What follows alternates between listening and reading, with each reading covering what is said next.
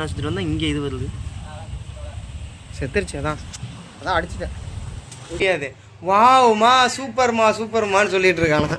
அவனுக்கு ஏதாவது சின்ன சின்ன விஷயம் கூட சர்ப்ரைசிங்காக இருக்குங்க. பாம்புலாம் வச்சுட்டு எனக்கு பக்குன்னு ஆயிடுச்சு நீ கத்துன உடனே. சரி என்னவா இருக்கும்? ஹாய்ங்க, எல்லாரும் எப்படி இருக்கீங்க? இன்னைக்கு வந்து சிவா கிட்டத்தட்ட ஒரு வாரத்துக்கு அப்புறம் ஸ்கூலுக்கு போகிறாங்க. ஏன்னா அந்த பூச்சி கடிச்சது இல்லை, அதுலேருந்து அவன் ஸ்கூலுக்கே போகல. நான் தான் அனுப்பிச்சி விடல. ஏன்னா அந்த புண்ணு ஆறவேல லைட்டாக இதாக இருந்ததா, இன்னும் காயெல்லாம் ஆறல. ஆனால் அப்புறம் ஓரளவு கிளம்பிடுச்சு. ஒரு வாரம் ஆயிடுச்சு கிளம்பான்னு சொல்லிட்டு கிளம்பிட்டு. ஆயில்மெண்ட் எங்கே வச்சுருக்கீங்க? கிளம்பிட்டான். காலைல பேக்கெல்லாம் எடுத்துகிட்டு அவன் உக்காந்துட்டான் 1 மணி நேரத்துக்கு முன்னாடியே. மேடம் இப்போ தான் எந்திரிச்சாங்க, அப்படியே கொண்டு விட்டு வர வேண்டியதான். அப்புறம் என்னம்மா?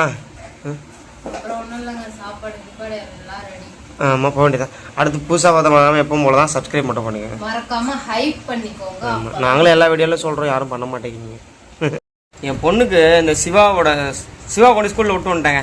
அங்கே விட்டு வந்தோம். அப்புறம் அவன் ரொம்ப நாள் ஆச்சு இல்லை, அதனால் 2 பேரும் போயிட்டு வந்தோம். 1 வாரத்துக்கு மேலே. அதை கொஞ்சம் ஜர்க்காக நினச்சான். அவன் இப்போ நார்மலாக உள்ளே போயிட்டான். என் பொண்ணுக்கு சிவாவோட ஸ்கூல் பேக்கை பார்த்தாலும் ஏதோ போர்வை இதை பாருங்களேன். என்னோட இந்த அரிசி போய் எடுத்துகிட்டு வந்தோம். இப்போ இந்த பாருங்க படுத்துப்பாங்க மேடம். எதையா பார்த்தா அவங்களுக்கு படுத்துக்கிறது தான் வேலை. நேற்று ஒரு வீடியோ போட்டிருந்தாங்க, டீ வீடியோ. அது கீழே பார்த்தீங்கன்னா என்ன கேட்டிருக்காங்கன்னா, இதெல்லாம் ஒரு வீடியோன்னு போடுறீங்களா அப்படின்னு சொல்லி கேட்டிருந்தாங்க. அது வீடியோ தாங்க, வீடியோ ஃபார்மேட்டில் தான் போட்டிருக்கேன். MP4 அதான் வீடியோ. எல்லாருமே என்னென்னமோ போடுறாங்க, நானும் அதான் போடுறேன். என்ன பண்ணுறேங்கிறத லைஃப் ஸ்டைல் தான் நான் அப்டேட் பண்ணிட்டுருக்கேன். அப்புறம் என்ன போடுவேன்? நான் டீ குடித்தேன், நான் தண்ணி குடித்தேன், இதெல்லாம் நான் என்ன செய்யணும் போடுவேன். இதான் என்னோடய லைஃப் ஸ்டைல் விளாகு. அது நிறைய பேர் தெரியும். நீங்கள் முதல்ல விளாக் பார்க்கலான்னு நினைக்கிறேன். அதனால தான் அந்த ஒரு கொஸ்டினை கேள்வி கேட்டிருக்கீங்க.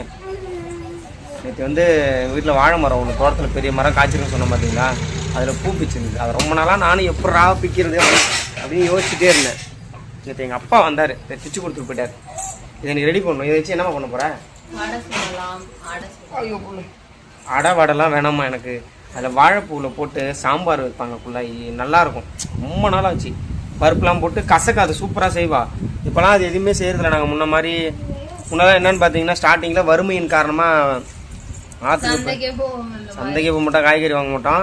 அப்போ ஆற்றுக்கெலாம் போய் என்ன பண்ணுவோன்னா, இந்த சட்டிக்கீரை, அப்பக்கீரை, கோவைக்கீரை, இன்னும் நிறைய இருக்குது, பசலைக்கீரை, சிறு பசலை, அது மாதிரி நிறைய கீரையெல்லாம் உருட்டு வருவோம். முருங்கீரை எல்லாம் உருட்டு வந்து சாப்பிடுவோம். கோவக்காவை ரெடி பண்ணி சாப்பிடுவோம். பிரண்டை ஒன்றும் விடுறதில்ல. இப்போலாம் என்ன பண்ணுறதுன்னா, கொஞ்சம் காசு ஏறினோடனே திமிர் ஏறி போச்சு. அது எதையுமே சாப்பிட்றது கிடையாது. ஏன் எப்படி பார்க்குற? உண்மைதாங்க, கொஞ்சம் காசு ஏறி போச்சு. ஏன்னா யூடியூப் வருமானமும் கொஞ்சம் அதிகமாகிடுச்சு. ஓப்பனாக சொல்லணும்ல, இன்ஸ்டா ப்ரமோஷன் அது இதுன்னு பிச்சு தள்ளுது. அதனால இது எதுவும் பண்ணுறேன். பார்க்குறவங்களாம் அப்படியே சொல்கிறாங்க. நான் என்ன பண்ணுறது, மாதம் 50,000 சம்பாதிக்க 1 லட்சம் சம்பாதிக்க சொல்கிறாங்களாம். அதனால நானும் சும்மா சொல்லி பார்த்தேன், ஆசைக்கு ஆகுது நடக்குமா என்னென்னு. அதுக்குள்ளே ஓடு அப்படிங்கிறது.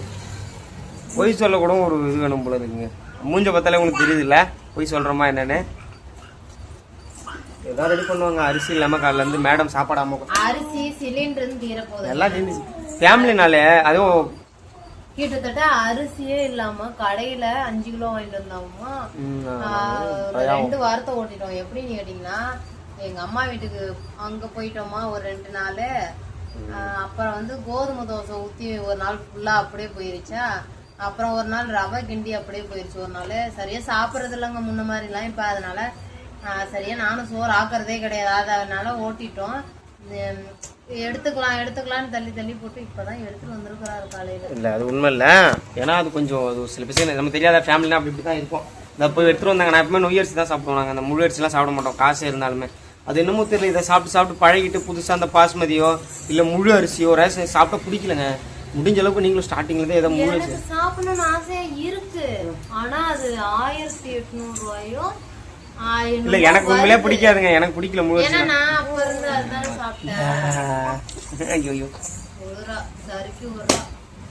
அதாங்க. அப்புறம் இது வரைக்கும் இதான் பண்ணிருக்கோம், கண்டினியூ பண்ணலாம்.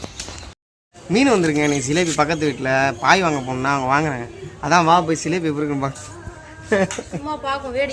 வேடிக்கை பார்க்கலாம். சிலேபி வாங்கிட்டு தான் வரணும். வா போன தூக்குன்னு பார்த்துட்டே இருக்கு போல. தூக்குமா அவளை உள்ளாய் நினைக்கிறா. இவன் என்ன நினைச்சிட்டு இருக்கான்னு தெரியல. 2 நாளான்னு பாக்குறா. ஏந்து தூக்கு, புள்ளைய தூக்கு, ஏந்துரு. ஏங்க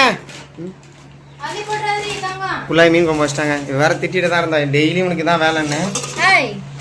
அது மீன் மேக்ஸிமம் அதிகம் எங்க ஊர்ல வாங்க மாட்டாங்க. அது என்னமோ கம்மியா வந்துச்சு, மீன் நல்லா பெருசா இருக்கு அப்படின்னு சொல்லி. இல்லைங்க, ஜிலேபி சூப்பரா இருக்கும் குழம்பு. அது சாப்பிட்டவங்களுக்கு தெரியும். அது பாத்தீங்கன்னா இன்னைய விட நாளைக்கு தான் வேற லெவலில் இருக்கும் மீன் குழம்பு. எனக்கு நான் எல்லா நான்வெஜ்ஜும் எல்லாமே சாப்பிட ஆரம்பிச்சேன். ஏன்னா சின்ன வயசுல சாப்பிட மாட்டேன். என் பையனுக்கு சிக்கனை தவிர எதையுமே பிடிக்காது.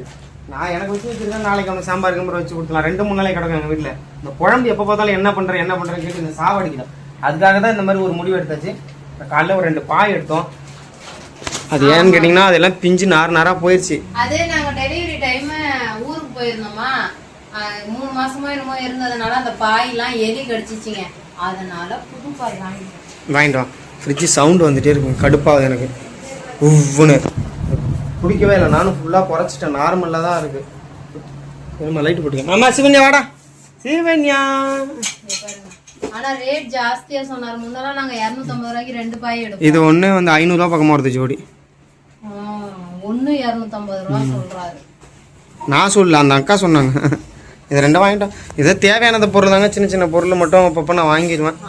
ஏன்னா இதெல்லாம் ரொம்ப முக்கியம். இந்த பாய்க்கெல்லாம் அதுவும் மழை டைம்ல எங்கள் வீட்டில் சில்லு சில்லு வெயில் நாட்டில் கொதிக்கும்.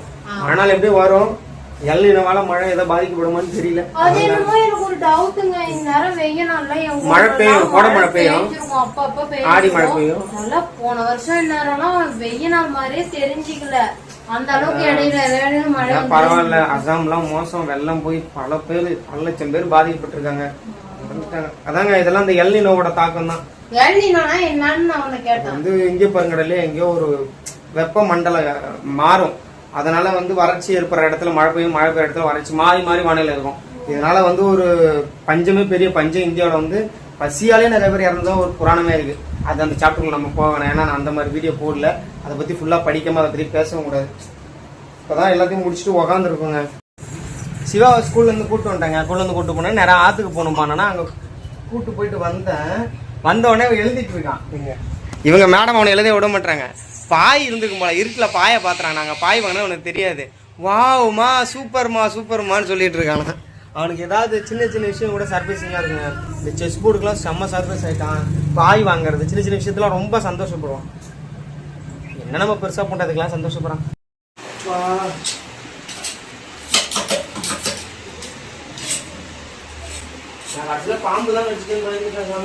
எனக்கு பக்குன்னு ஆயிடுச்சு நீ கத்துன உடனே. சரி என்னவா இருக்கும் அதுக்குள்ள அங்க இந்த செடிகிட்ட இருந்துருமோ, அதுக்குதான் செடியெல்லாம் வைக்காதுன்னு சொன்னா கேட்கவே மாட்டேங்கிறாமம்மா. நீ மட்டும் குழந்தைங்களாம் இருக்கிற இடம் தெரியுமா? நைட் டைம்ல நான் தான் அடிக்கடி எந்திரிச்சு வரேன். பாம்பு கீம்பு அந்த செடிக்கிட்ட எல்லாம் இருந்ததுன்னா என்ன பண்றது? டப்பா போயா ஹாஸ்பிட்டலுக்கு. என்னம்மா ஒரு அழுத்துனா அங்க போற. நீ தான் ஃபுல்லாக ஆல்ரெடி நனைஞ்சிட்ட. அந்த நண்டோகுழி அப்பவே அடிச்சிருக்கலாம்ல. வழியில நான் நண்டோகுழி அடிப்பேன்.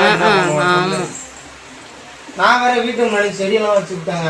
அது எடுக்கல. அதுக்கு தான் நான் சொல்றது, பிள்ளைங்கெல்லாம் இருக்கு, அது நடுவில் அந்த டப்பாவுக்கு அடியில் கூட பாம்புலாம் படுத்துருக்கும் அப்படிங்கிறது. உனக்கு எல்லாத்துலேயும் அலட்சியம்தான். ஐயோ இவ வேற இறங்குறா தண்ணியை பார்த்த உடனே. கரண்டா வேற நிறுத்திக்கலாம். அந்த ஊர்ல லைட்டா காத்து வச்சாலும் நீச்சாலும் இது ஒரு பக்கம் கொட்டிக்கிச்சு. அங்க ஹாஸ்பிட்டலுக்கு போனா அங்க யாரு இருக்கா ஊசி போடுவாங்கன்னு தெரியல. மணியத்தனை நல்லா நெஞ்சிலாம் வலிக்கிற மாதிரி தான் ஊருக்கு போனாங்க. ஆனா கொட்டிடுச்சு. எப்படின்னா அப்படியே ஒரு பின்னு பிடுங்குது. சின்ன வயசுல தேல் கொட்டிருக்கேன் கையில. அதே மாதிரி தான் வலிக்குது. ஆனா அந்த அளவுக்கு ஒன்றும் வீட்டு ஆபத்து மாதிரி தெரியல. இருந்தாலும் இப்போ அந்த நண்டாகுழி நான் தேடி பிடிச்சி அதை பொண்ணும். இல்லைன்னா என் பசங்க யாராவது போகும்போது அவங்களை கிடைக்கும். லைட் அடினா கூப்பிட்டு இருந்தேன். யாருமே வரவே இல்லை. நான் அவ தூங்கிட்டு இருந்தா இப்ப நீ கத்துன உடனே நான் எந்திரிச்சு ஓடியாந்ததை பார்த்து அவ எந்திரிச்சிட்டா. பாம்பு வந்து கடியில கடிச்சுன்னா நேரம் செத்துருப்பேன். ஏன்னா விஷ பாம்புலாம் சுத்துது. வீட்டை மாட்டியும் போய் தொலைங்களா நம்மளால. அந்த ஊசி போட்டு கிளம்புறாங்க. இங்கே வந்து இங்கே ஒரு நண்டாகுழி இருந்தது.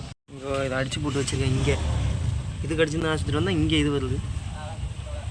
செத்துருச்சு. அதான் அடிச்சுட்டேன். ஊசி போட்டாச்சு கிளம்புறேன். கரண்ட் இன்னும் வரலங்க. நான் போயிட்டு ஊசியெல்லாம் போட்டு வந்தோம். 3 ஊசி போட்டாங்க. காலைல 2 இடுப்பில் 1 போட்டாங்க. சிவா வந்து பாருங்க எழுதிட்டு இருக்கான் ஃபுல்லாக ஆர்வமாக. அவனுக்கும் வேர்த்து ஊற்றுது. பொண்ணு தூங்கவே இல்லை அந்த கரண்ட் இல்லாதனால. இந்த இன்வெர்டர் பல்ப் வாங்கினது ரொம்ப ஈஸியாக போச்சு. நான் சிக்கன் கடை போட்டிருந்தப்ப கரண்ட் சர்வீஸ்லாம் இல்லையா, அதுக்காக இந்த இன்வெர்டர் அந்த மாதிரி இருக்கு. இப்போ என் வேலை என்னன்னா அந்த தேல் எங்கே இருக்குன்னு கண்டுபிடிக்கல. ஒரு கொடுமை என்னன்னா பாருங்க, நம்ம வீடு திரும்பவும் மழை பெஞ்சோன்னே உள்ள தண்ணி வர ஆரம்பிச்சிருச்சு. திரும்ப வந்துருச்சு. ஒன்றும் சொல்றதுக்கு இல்லை. அதை வந்துடுறேங்க. பாப்பாவை தூங்க மாட்டாங்க. எனக்கு ஒரு மாதிரி ஒரு பயமா இருக்கு. சின்னதா தூங்கதான் வலிக்குதா, அது இல்லாமல் தூங்க முடியாது. லைட்டாக அந்த கடுக்குன்னு இருக்குது. ஊசி போட்ட இடத்துல மட்டும்தான் இந்த வலி இருந்துட்டு இருக்கு. அதான் சிவாவும் செஸ் போர்டு வந்து விளையாட சொல்லி ஆர்வமாக நான் எப்படி எடுக்கணும்னு சொல்லி கொடுத்தேன். வச்சுட்டியா? செம்ம இன்ட்ரெஸ்ட்டாக இருக்காங்க அதை விளாட்றதுக்கு. அடுத்தது என்ன வரணும்? லாஸ்ட்டில் என்ன வரும்? இந்த லைன் எடுத்து வை. உனக்கு எப்படி அடுக்கிறதுன்னு ஃபஸ்ட் சொல்லி கொடுத்துட்ருக்காங்க. யானை, யானைக்கு பக்கத்தில் அது யானையா? அது இது என்ன? அதை எடு, யானை எடுத்து வை. யானைக்கு பக்கத்தில் என்ன வரும்? எடுத்து வை. குதிரைக்கு பக்கத்தில்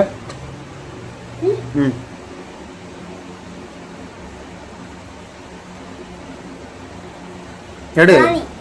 ராணி கிடையாது, மந்திரி. இங்க இருக்கு பாரு மந்திரி. நல்லா பாரு. இது காயின் அடையாளம் கண்டுபிடிக்க உனக்கு ஒரு 2 நாளாக ஆயிடுங்க. இதான் மந்திரி. நான் சொல்லி கொடுத்துட்ருக்கேன். எனக்கு விளையாடலாம் தெரியாதுங்க. அது எப்படி அடுக்கிறதுன்னு தெரியும், அதோட ஸ்டெப்ஸ்லாம் கொஞ்சம் தெரியும். அதனால அவனுக்கு கேமில் விளையாடுறத விட இதில் விளையாண்டதான் இன்னும் கொஞ்சம் நல்லா இருக்கும். ப்ராக்டிக்கலாக பண்ணும்போது கற்றுப்பான். எதையோ கொஞ்சம் கற்றுக் கொடுத்து இன்ட்ரெஸ்ட் இருக்குது, கற்றுக்கிட்டானா ஒரு பெரிய அளவில் கொண்டு போகலாம். அடிக்கடி இந்த இப்போ ஒரு ஆள் ஒருத்தர் கூப்பிச்சு இன்னொருத்தர் வீடியோ போடுவார். அந்த ஆள் வீடியோ பார்த்து எதாவது கற்றுக்குறான். நிறைய இன்ஸ்பைரிங்காக இருக்கார் போவார். எல்லாரும் தூங்கிட்டாங்க, நான் மட்டும் உட்காந்துருக்கேன். எனக்கு அப்படியே தூக்கமே வரல. டீ குடித்தேன், சாப்பிட்டுட்டு அந்த கால் லைட்டாக வலிச்சுட்டே இருக்கா. சில பேருக்கு ரொம்ப குடையும் ஒத்துக்காது. எனக்கான அந்த அளவுக்குலாம் ஒன்றும் தெரியல. கொட்டிடுச்சு, வாயெல்லாம் கடிக்கல, விஷம் தான் கொட்டுச்சு. இருந்தாலும் அந்த ஒரு எரிசக்தி உடம்புல இருக்குது. சின்ன வயசு நிறையா பச்சைலாம் சாப்பிட்றது இருக்கு போல. நல்லா தூங்குறோம், உட்காந்துருக்கேன். அவ்வளோதாங்க. பாய்ங்க, இன்னொரு வீடியோவில் எடுத்துக்கலாம்.